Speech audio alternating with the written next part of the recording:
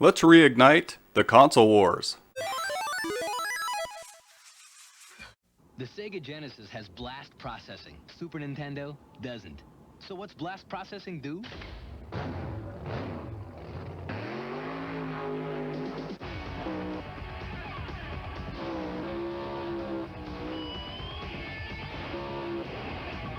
And what if you don't have blast processing?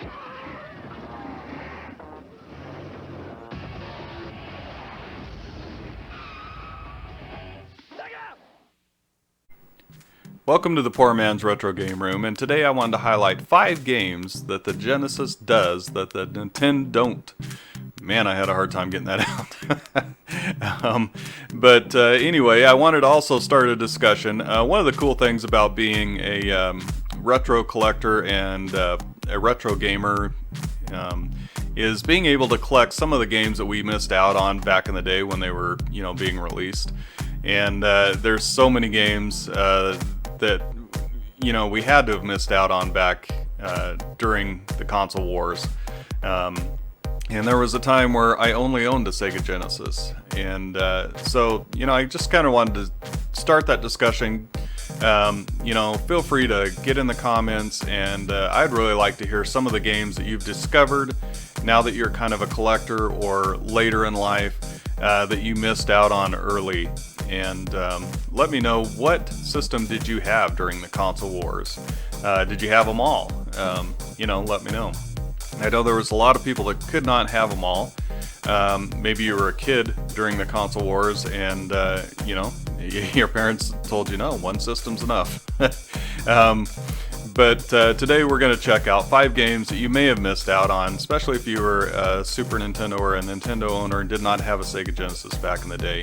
And I'm sure you've heard of them, but we're going to take a quick look at them and take a look at some of the gameplay as well. So the first one I wanted to highlight was Truxton. Now Truxton is a vertical shooter. It's very well done, and it's a very early release in the Sega Genesis life cycle. It is a simple shooter. It follows, the formula of most shooters. You can upgrade your weapons. You can get different weapons, and you have bombs that you can drop that, help you out. That'll clear some of the weaker enemies. It'll annihilate them, and it'll hurt tougher enemies or bosses. That was one of the very cool things. So one of the things that kind of hooked me is almost every single ad you would see for Truxton had the picture of the bomb. When you'd let it off, it would almost fill the entire screen, and it was a big skull right over a star. And it was the coolest looking thing, man. It was rock and roll. I'm just gonna have to tell you, it was rock and roll, man.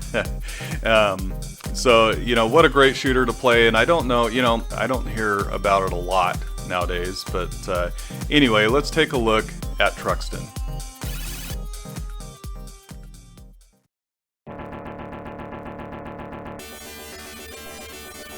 Truxton was released in 1989 here in North America.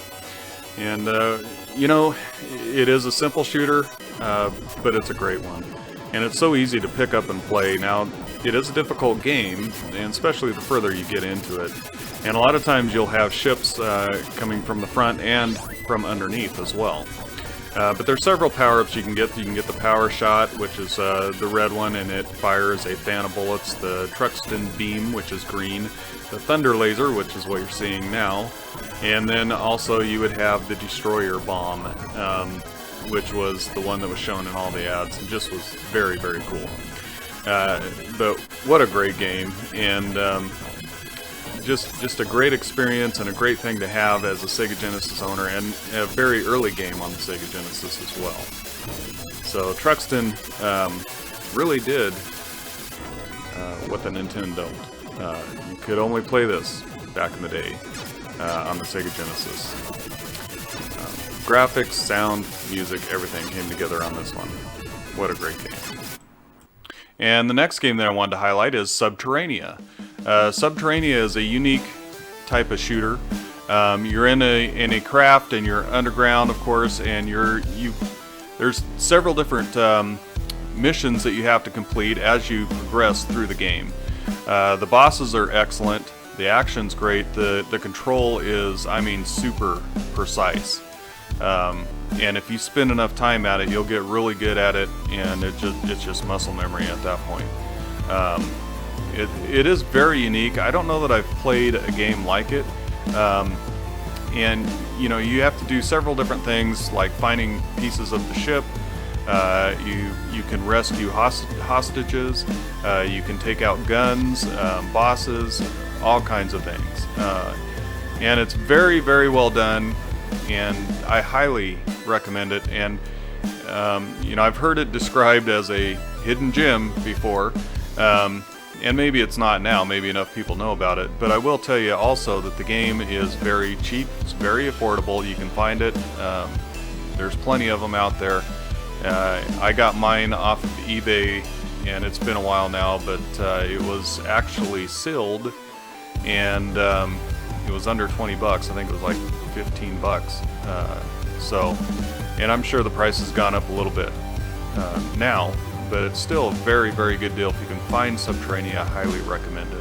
So let's take a look at Subterranea.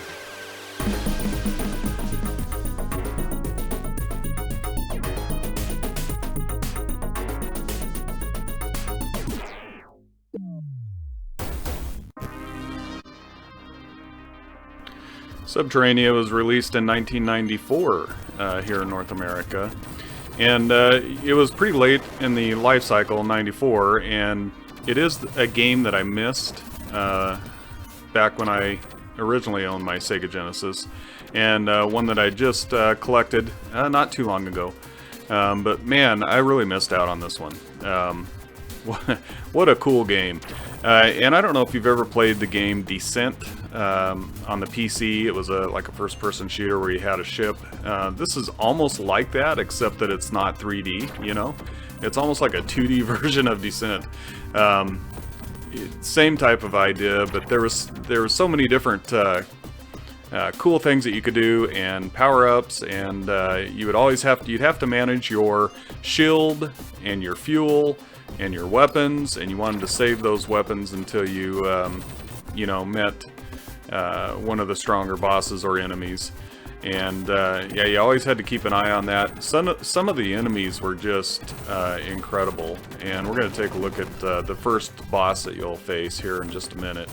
And you know, really, if that's not enough to hook you on this game, I don't know what is. But it was just really cool, and you can see, you know, your mission was accomplished. So then you, at the end of each mission, you go back and land on your landing pad.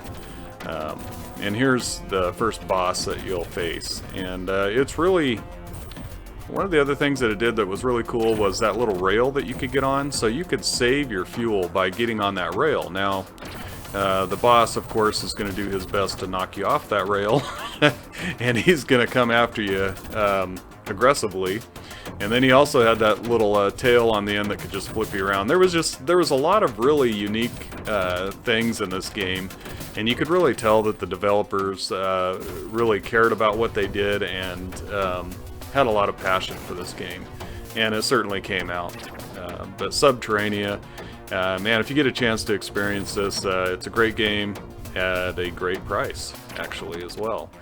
And then also at the beginning of the missions, it'll show you a map, and it'll show you kind of where the objectives are. And if you picture that map, it actually is a map of the level, and you can follow that along and see where you're supposed to go.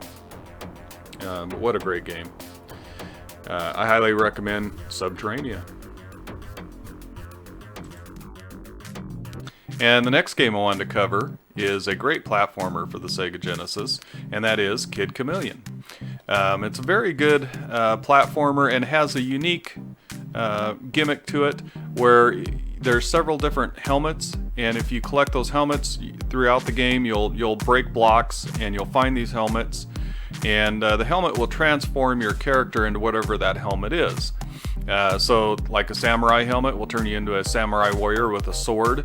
You can jump a little bit higher, and so it gives you access to different parts of the level depending on what helmet you have. And there's certain points of the game where you have to have that helmet to pass, but when that does happen, the helmet is always right there. It's always available. You know, you just have to break the block and get the helmet.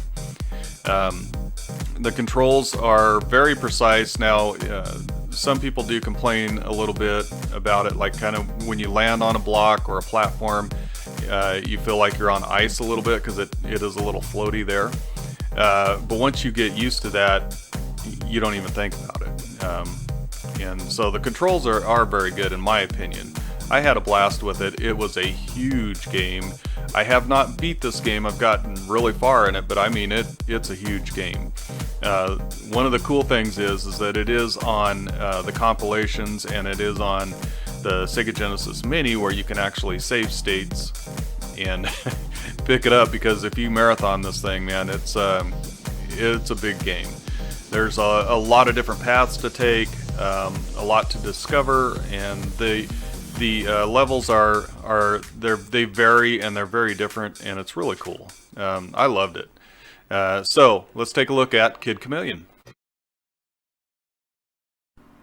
Kid Chameleon was released in 1992 here in North America, and I remember the day that I got it and brought it home, and I believe it was a Saturday, and the wife and the kids were gone, and I just had the whole day basically to play this game.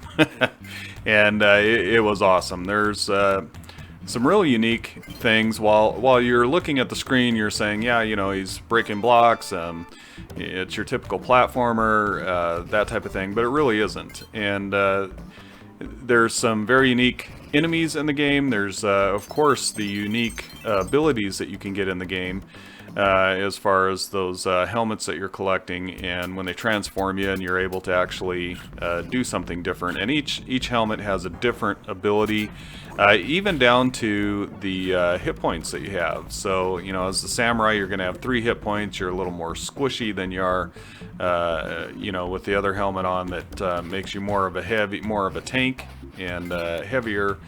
And the samurai can jump and land on blocks without breaking them, but one of the other helmets, you know, when you use that helmet, you're actually going to break the blocks when you land on them from too far of a jump, from too far of a height.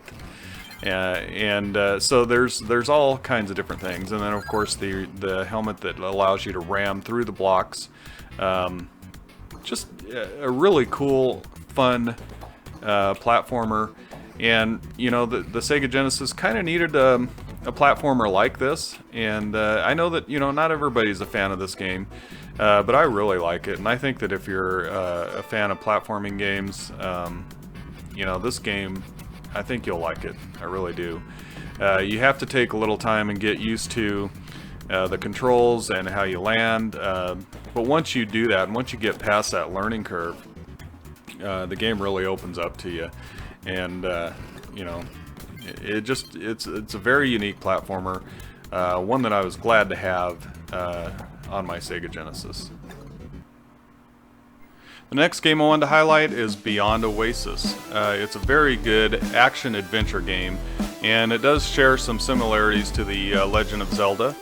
The graphics are amazing. The sound and music is fantastic. You can actually pull up a map on it. It works very well with the 6-button controller, by the way. You can play with the 3-button, of course, but it does work very well with the 6-button controller. You'll find different weapons, and you'll find items to restore health, magic, and then you'll also, there's 4 different shrines that have different spirits in the game that you can go and discover, and they'll help you advance in your quest.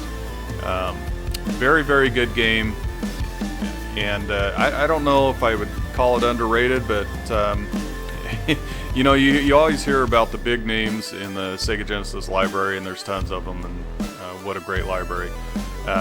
But it doesn't seem like I hear about Beyond Oasis that much, I guess. And maybe that's just me, but I highly recommend Beyond Oasis if you get a chance to play it. And it is included on all the compilations and the Sega Genesis Mini as well. Very, very good game. If you get a chance to play it, I highly recommend it. So let's take a look at Beyond Oasis.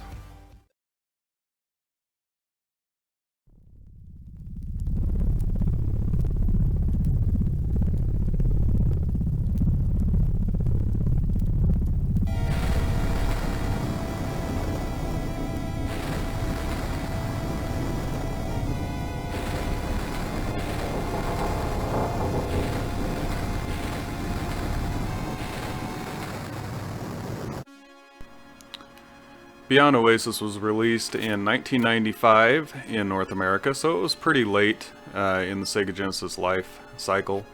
But as you can see, I mean, it really is incredible that a 16-bit console can provide this type of detail. The colors are great. The colors are vibrant.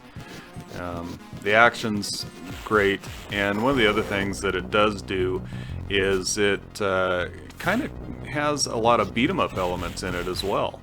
You can see as I'm attacking this big guy that you know, your attack will turn into like a kick, and you know, when you're chaining those together, your attacks together and hitting, it actually kind of turns into a beat-em-up. You had a lot of different things that you could do, and you know, like I said, the map, you could pull the map up. It would show you where you're at on the map, where you need to go next, what's your objective, and then of course it also had the save backup, which is crucial in this type of a game.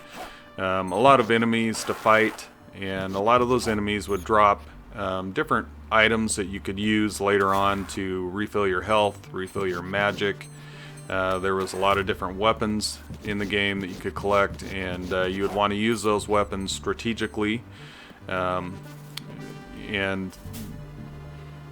just a lot of different things. You could jump kick, you could crouch, and when you're fighting, you know, like this snake, you'd want to crouch and be able to hit them easier. So the village, you know, the people, you could talk to all of them, discuss it. It was just a really kind of like a lived-in world, if that makes sense. But the atmosphere was incredible, and it just really drew you in. What a great experience that Beyond Oasis is.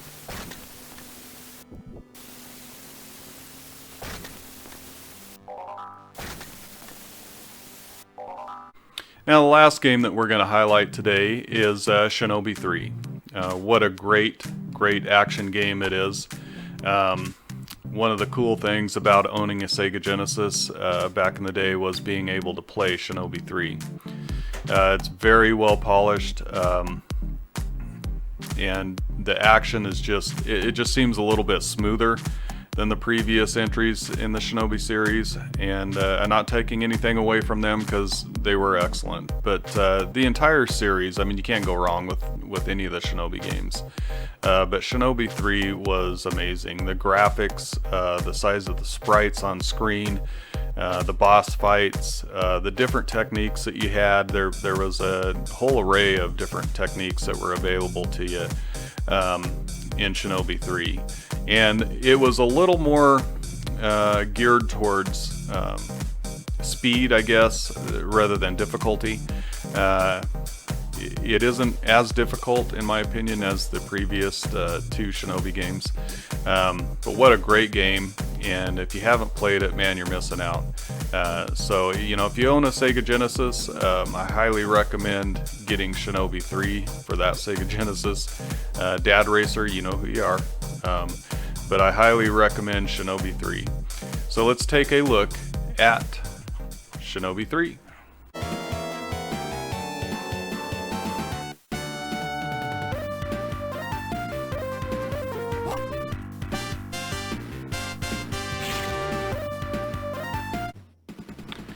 Well, if that intro doesn't hook you, I don't know what will.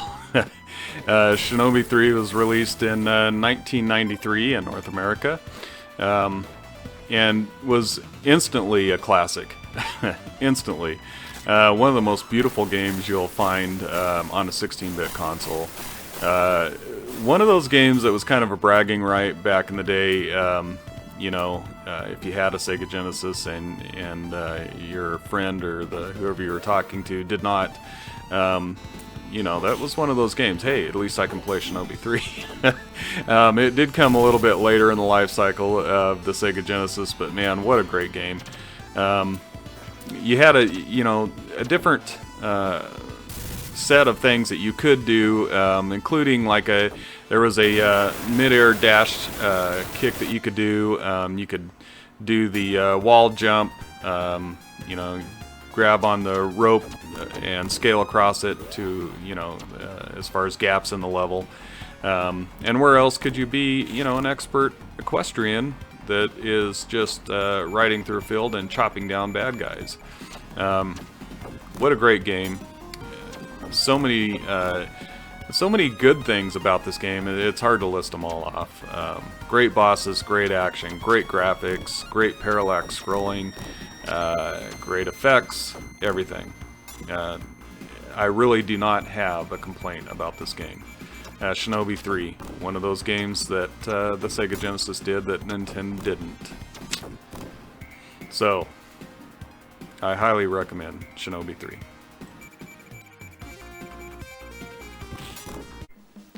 Well, there you have it. 5 games that the Sega Genesis does that the Nintendon't. I'd love to hear your guys' comments and your guys' opinions, and maybe put down in the comments some of the games that you missed out on back during the console wars that you've discovered later on. I'm sure everybody that watches the video would love to hear those. So let's have a discussion about it. Let's take a walk down memory lane and relive some of those times during the console wars, and relive some of the times that maybe after the console wars when you discovered games that you're like, man, I wish I would have had that back in the day. But anyway, this video's went on way too long. I want to thank you guys for joining me today, and if you made it through the entire video, thank you so much. If you do like the content and you're new to the channel, consider subscribing. And if you like the content, consider hitting that thumbs up on the video. So thank you very much. I hope you guys have a great and safe rest of your day.